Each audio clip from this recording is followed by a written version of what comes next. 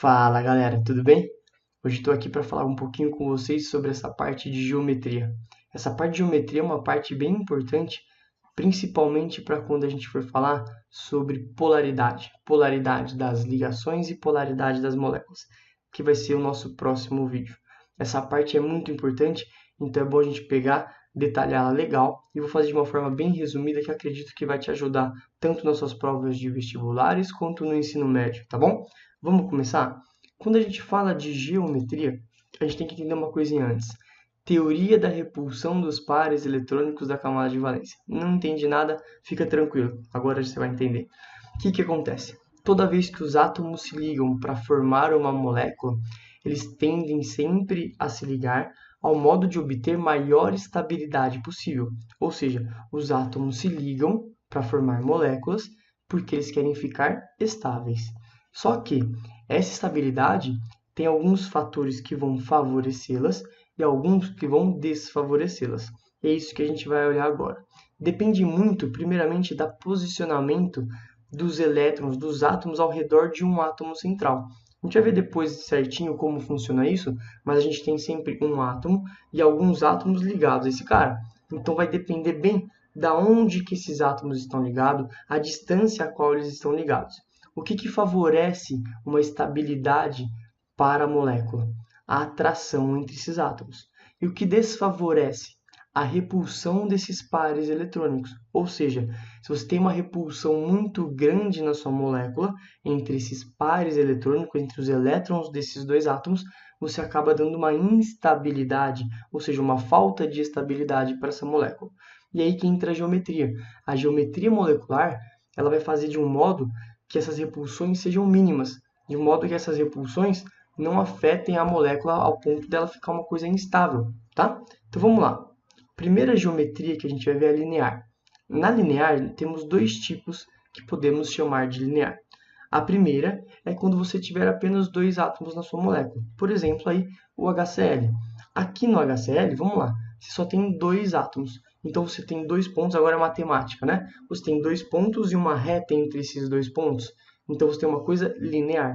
Então toda vez que você tiver dois átomos na sua molécula, independente dos átomos, ela será linear.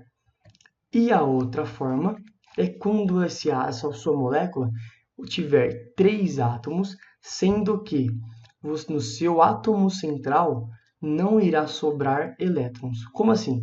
Vamos olhar esse exemplo do CO2. O carbono aqui tem 4 elétrons e ele está usando os 4 elétrons para fazer ligações duplas com o oxigênio da esquerda e com o oxigênio da direita. Legal, então a gente tem 3 átomos nessa molécula e o nosso átomo central, no caso o carbono, usou todos os elétrons dele para fazer a ligação, então não sobrou nenhum par de elétrons para ele. Então, se não sobrou nenhum par, você tem 3 átomos. No átomo central não sobrou nenhum par de elétrons, a gente vai falar que essa molécula é linear, tá? E olha que eu te falo, não sobrou elétron, sem sobra de elétrons no átomo central. Nos outros átomos que estão ligados a esse átomo central, pode sobrar o tanto de elétrons que você quiser.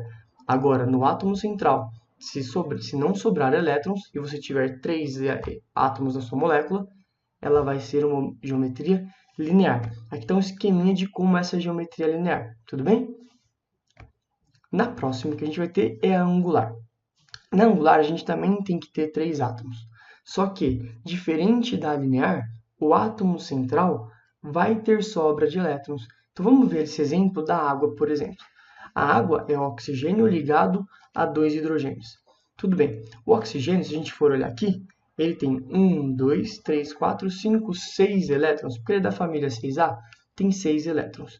Desses 6 elétrons, ele usa 2 para fazer ligações simples com os 2 hidrogênios. Beleza. Sobraram 4 elétrons, ou seja, sobraram 2 pares de elétrons. Se sobraram 2 pares de elétrons, a gente pode falar então que é uma molécula com 3 átomos, sendo que o átomo central teve sobra de elétrons. Se teve sobra de elétrons, essa molécula a gente vai chamar de angular. O que acontece só para a gente entender? Eu sou um átomo, estou ligado a outros dois. a repulsão entre os elétrons dessa ligação e os meus pares de elétrons que estão aqui, que sobraram, é muito grande. Então, ao invés de ficar uma coisa linear, eu jogo esses dois hidrogênios lá para baixo, porque agora os elétrons da ligação não ficam tão perto, perdão, dos elétrons lá de cima. Olhando aqui no exemplo, ó, tá vendo? Se fosse linear, o hidrogênio estaria mais aqui. Mas esses pares de elétrons aqui que estão sobrando no oxigênio empurram o hidrogênio para baixo, formando uma geometria angular. Igual nesse caso, ó. Aqui é como se fosse o nosso oxigênio, aqui os hidrogênios. Se fosse linear, igual era antes, ó, igual era nessa molécula, seria assim. Só que pares de elétrons que a gente tem aqui em cima empurram esses dois caras para baixo, empurram essas ligações lá para baixo, formando essa geometria angular. Então, angular, 3 átomos, só que agora com sobra de elétrons aqui no átomo central, diferente da linear. A próxima que a gente vê é a trigonal plana. Na trigonal plana, agora nós teremos 4 átomos na nossa molécula, sendo que o átomo central não vai ter sobra de elétrons. Então, olha lá no caso, por exemplo, do SO3. No SO3, o enxofre tem 6 elétrons.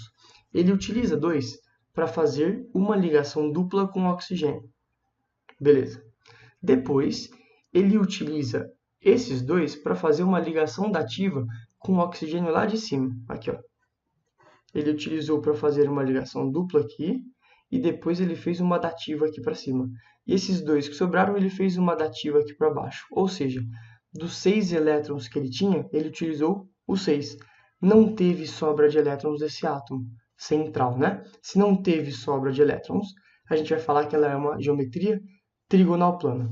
4 átomos, o átomo central não tem sobra de elétrons, é uma geometria trigonal plana. Olha como que ela fica. Por que trigonal plana? Forma como se fosse uma espécie de triângulo, só que num plano. É como se estivesse no plano aí do seu computador. Aqui, está no plano, não tem nada saindo para cá, indo para aí. É tudo no plano, tá? Então, trigonal plana. Já a próxima piramidal, nós também teremos 4 átomos, só que agora o átomo central vai ter essa sobra de elétrons. Então, olha o caso da amônia. A amônia é um dos casos que a gente mais utiliza para essa geometria piramidal. Nós temos a amônia, que é o nitrogênio, com 5 elétrons. Ele utiliza 3 para fazer as ligações simples com os hidrogênios, sobrando um par de elétrons lá em cima. Lembra a repulsão dos pares? Esses pares de elétrons que estão sobrando, esse par, perdão, que está sobrando, vai empurrar as ligações lá para baixo. Quando ele empurra essas ligações lá para baixo, ele leva essa nova geometria, que é uma geometria piramidal, uma pirâmide mesmo, tá? E agora, por fim, a tetraédrica. Nessa geometria tetraédrica, olha o que acontece. Nós vamos ter 5 átomos, ou de uma outra forma, nós vamos ter 4 átomos ao redor de um átomo central. Beleza. Só que não vai ocorrer a sobra de elétrons, ou seja, nós não vamos ter sobra de elétrons. Então, nesse caso, o mais famoso é o CH4, o gás metano. Olha aqui, o carbono tem 4 elétrons e ele utilizou os 4 elétrons para fazer 4 ligações com o hidrogênio. Ó, um aqui, um aqui, um aqui e um aqui. Não teve nenhuma sobra de elétrons, então 4 ao redor de um átomo central, sem sobra de elétrons no átomo central, essa geometria é tetraédrica. Essas duas que eu coloquei agora para vocês não são muito usuais, não caem muito, só que é sempre bom a gente pelo menos comentar. A primeira aí desse pentacloreto de fósforo, onde nós temos, vamos lá, 1, 2, 3, 4, 5, 6 átomos, ou 5 átomos ao redor de um átomo central, sem sobra de elétrons. A gente vai chamar essa geometria de bipiramidal, porque ela vai formar uma pirâmide aqui para cima e uma pirâmide aqui para baixo. Então, a gente vai chamar essa daí de bipiramidal, tá? Já nesse outro caso aqui, do hexafluoreto de enxofre, o SF6, nós temos um enxofre ligado a 1, 2, 3, 4, 5, 6 flúors. Então, a gente tem no total 7 caras, ou 6 ao redor de 1. Tá, essa geometria a gente vai chamar de octaédrica. O que a gente tem que ficar sabendo bem dessa geometria? Tanto a bipiramidal quanto a octaédrica, o átomo central ele vai exceder a regra do octeto. ou seja, eles não vão ficar estáveis com 8 elétrons. Nesse caso, se a gente fizer a continha, o fósforo ele precisaria só de 3. Então, 1, 2, 3. Só que ele ganha mais um e mais outro. Ou seja, ele ganha mais 2 elétrons, ele fica estável com 10 elétrons. Já nesse caso do enxofre, ele vai ficar estável com 12 elétrons. Ou seja, são exceções à regra do quinteto. Tudo bem? Era isso que eu tinha que falar para você hoje de geometria. É um vídeo bem curto, bem resumido, mas eu acredito que vai te ajudar bastante, tá bom? Muito obrigado. Não esqueça de curtir aqui o vídeo, tá bom? E bons estudos. Tchau, tchau.